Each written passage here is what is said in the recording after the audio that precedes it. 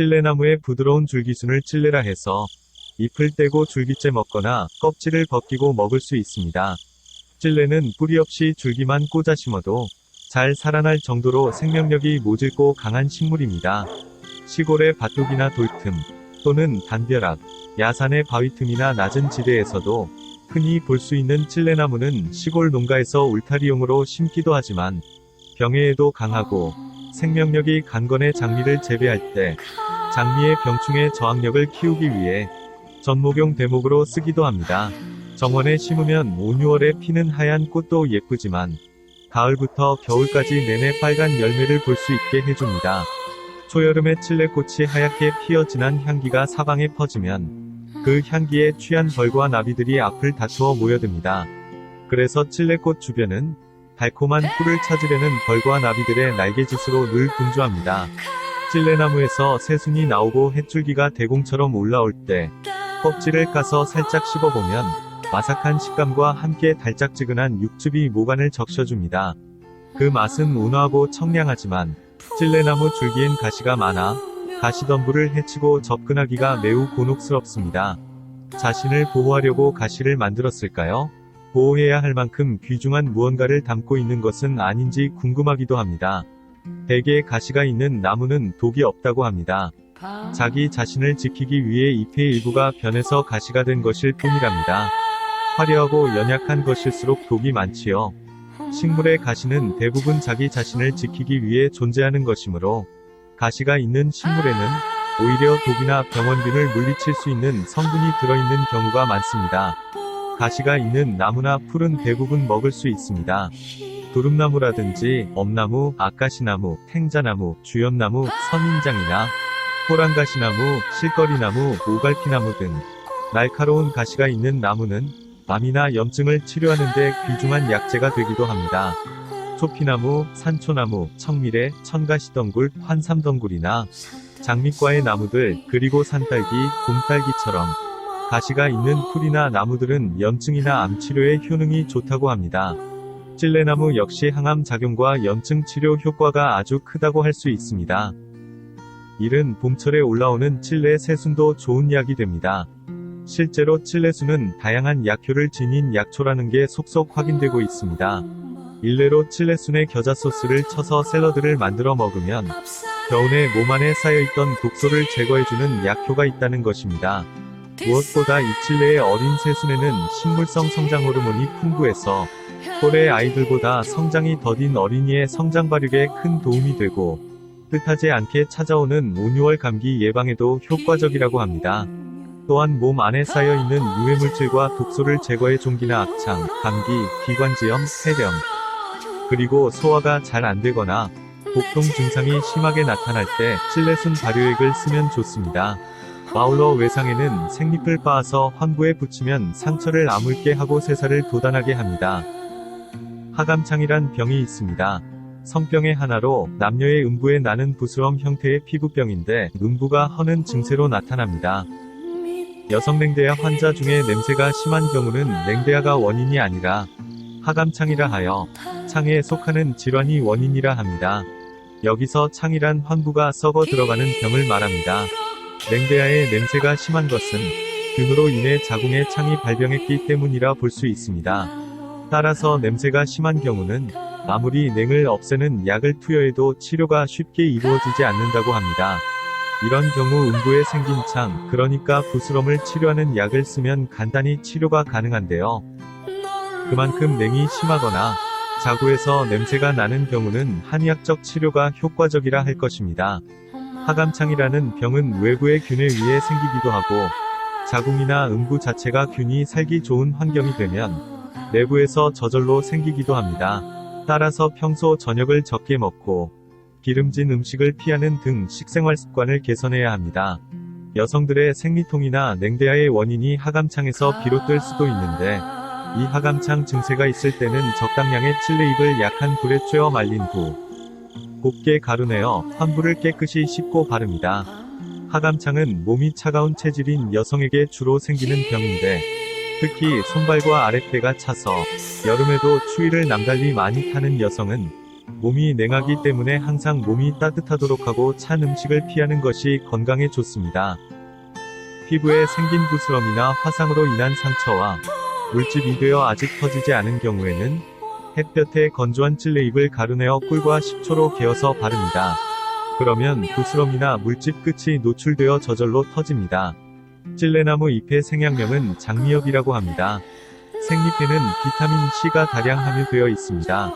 이른 봄날, 자고 나면 한 뼘씩 쑥쑥 올라오는 연한 순을 뚝뚝 꺾어 껍질을 까서 먹으면 약간 떫으면서도 들쩍지근한 맛이 있어서 시골 아이들한테는 즐거운 군것질거리였습니다. 쑥쑥 잘 자라는 것을 먹으면 쑥쑥 잘 자랄 수가 있는 것입니다. 찔레의 잎과 순은 아이들의 성장 발육에 도움이 될 뿐만 아니라 면역력 증대에도 큰 도움이 됩니다.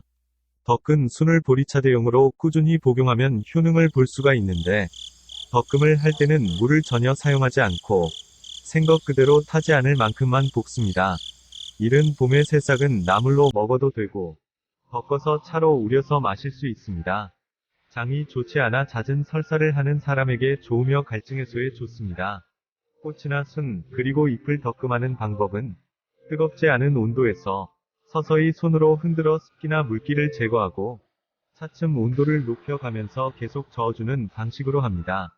덕금을 할 때 가장 중요한 것이 식혀주는 일입니다. 덕금과 식힘을 반복해가며 하는데, 덕금이 완성되면 완전하게 식힌 다음 유리병이나 비닐봉지에 공기가 들어가지 않도록 밀봉해서 보관해야 합니다. 그래야 눅눅해지지 않고 변형되는 것을 막을 수가 있습니다. 찔레잎이나 순을 달인 물에 쌀로 만든 식초와 꿀을 탄 후 따뜻한 곳에서 며칠 발효시키면 시럽처럼 되는데, 이것을 한두 수저씩 아이들에게 수시로 먹이면 피가 쑥쑥 잘 자라는 것은 물론이고 두뇌가 발달하고 기억력이 좋아집니다. 면역력이 강해야 잔병치레를 안 하면서 건강하게 잘 성장할 수가 있습니다. 찔레의 새순, 새줄기, 잎을 채취해서 흑설탕이나 꿀과 함께 효소를 담가 6개월에서 1년 정도 숙성시킨 후에 그 효소를 물에 희석해서 성장기 어린이들에게 꾸준히 마시게 하면 성장 호르몬으로 인해서 쑥쑥 잘 자라는 그런 특징이 있습니다. 성장기의 아이들은 키가 한창 자랄 무렵 성장판에 통증이 있을 수 있는데, 이때 찔레 발효액에 농축된 성장 호르몬이 성장판에 영양을 공급하는 동시에 자극을 주어 성장을 촉진시켜준다는 것입니다. 이처럼 찔레는 청소년기의 아이들이 건강하게 성장하는데 더없이 좋은 선약이라 할 수 있고, 관절염에도 그 효과가 매우 크답니다. 뿐만 아니라 찔레 발효액을 복용하면 혈액순환이 좋아지고 변비와 신장염, 수종, 어혈 같은 증상을 없애주며 면역력 강화와 성인병 예방에 도움을 받을 수 있습니다. 잎은 나물로도 식용할 수 있습니다. 이제 갓 채취한 찔레순은 약간 떫은 맛이 있습니다. 소금물에 담가서 서너 시간 절이면 떫은 맛이 빠집니다. 소금물에 절인 찔레순을 건져서 장아찌를 담그면 향이 좋고 부드러운 맛이 일품이어서 아주 훌륭한 밑반찬이 됩니다. 소금물에 절이지 않고 팔팔 끓는 뜨거운 물에 그냥 살짝 데친 후에 고추장이나 간장, 양념 소스를 입맛대로 버무려서 무쳐 먹어도 되고요. 들기름이나 발효액 같은 것을 붓고 볶아서 먹어도 맛이 좋습니다.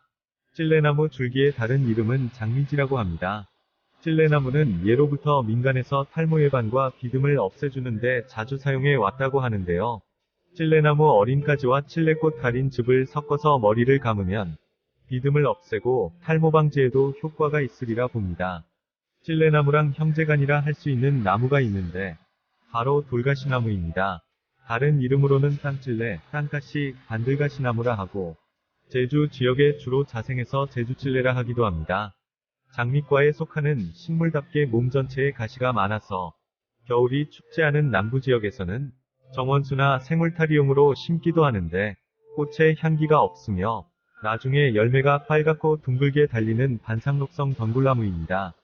제주도를 포함해서 전남이나 경남의 남부 해안가에 주로 자생하는데, 해안가 돌틈이나 산자락 아래 평지에서 여름이면 줄기가 바닥을 포복하듯이 낮게 기면서 하얀 꽃을 피우는 나무입니다. 찔레랑 형제간 사이라 비슷해 보이지만 찔레나무보다 가시가 더욱 날카롭고 꽃 모양도 자세히 보면 많이 다릅니다. 찔레꽃은 향기가 강하지만 돌가시는 거의 향기가 없다 싶을 정도로 미약합니다. 찔레꽃이 지고 열매가 연글기 시작할 때쯤 돌가시나무가 한 달가량 늦게 꽃을 피웁니다.